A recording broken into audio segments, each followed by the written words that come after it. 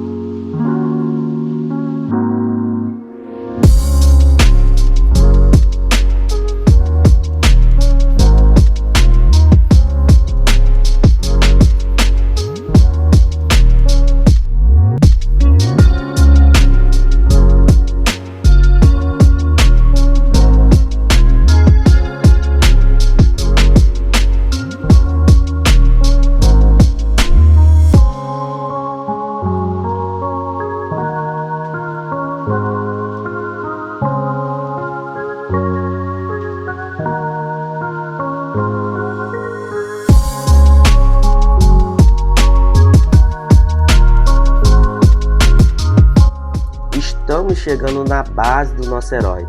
As pernas dão toda a força para que a pose do El Primo All Might fique linda. Se você chegou até aqui, parabéns! O seu desenho está quase pronto. Não para agora, segue os traços comigo até o final para a gente ver esse resultado épico.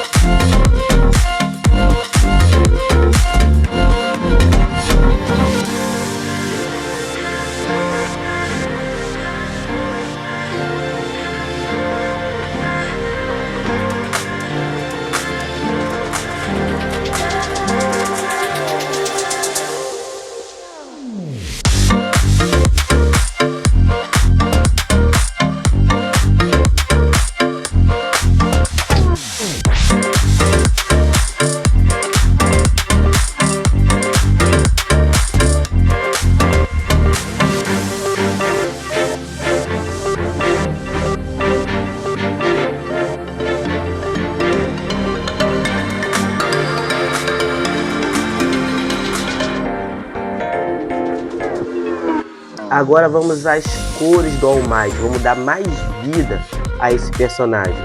Eu estou pintando aqui no iPad, usando o Procreate com o Apple Pencil. É fácil, mas você que está no papel, a dica é a mesma. Começa pelas cores que eu estou colocando aí. Se você achar que o vídeo está muito rápido, dá uma pausa, pinta a área onde tem que pintar com muito cuidado. Você tem que ter capricho na pintura, preenchendo cada espaço, que o seu desenho vai ficar sensacional.